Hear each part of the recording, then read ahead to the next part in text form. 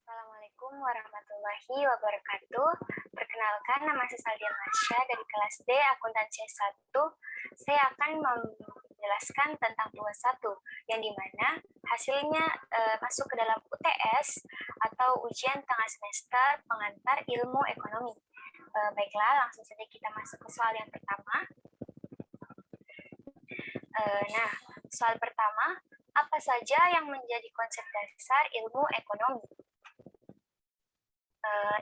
Ilmu ekonomi muncul karena adanya kesenjangan antar sumber daya yang tersedia dan keinginan manusia, yang dimana sumber daya yang ada di bumi bersifat terbatas, sedangkan keinginan manusia bersifat tidak terbatas. Maka dari itu dibutuhkan ilmu ekonomi untuk mengatur agar tidak terjadi kelangkaan akibat kesenjangan sosial. Nah, yang kedua, apa yang Anda ketahui tentang konsep ilmu ekonomi?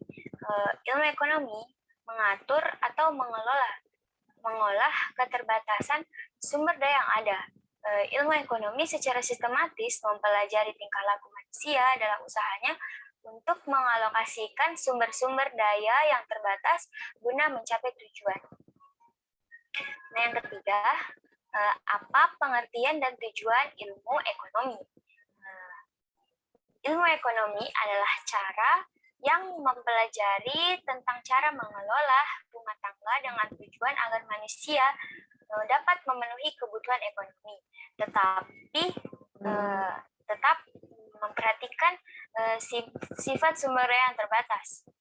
Tujuan mempelajari ilmu ekonomi untuk mencari tahu terkait pengertian dari hubungan segala peristiwa yang terjadi dalam proses perekonomian.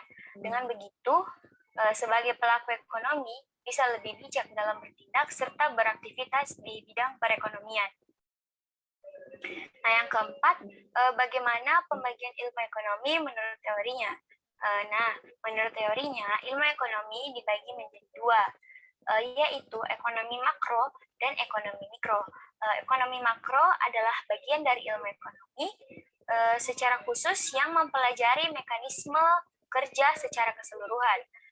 Contohnya itu meliputi pendapatan nasional, pertumbuhan ekonomi, inflasi, deflasi, permasalahan tingkat pengangguran, investasi, neraca pembayaran, siklus ekonomi, dan kebijakan ekonomi.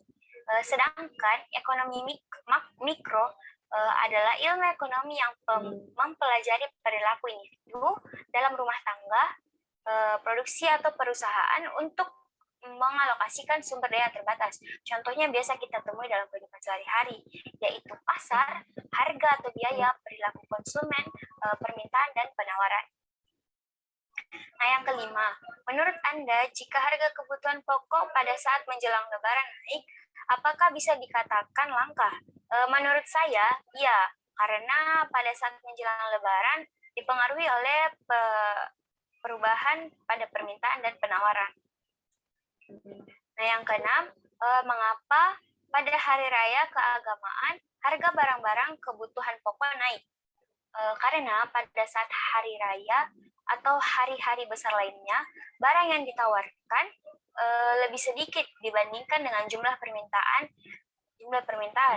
sehingga memicu kenaikan harga pada barang tersebut. Nah, sekian dari saya. Mohon maaf jika ada kesalahan kata. Mohon maaf juga karena mungkin ada suara-suara bising. Sekian dan terima kasih. Wassalamualaikum warahmatullahi wabarakatuh.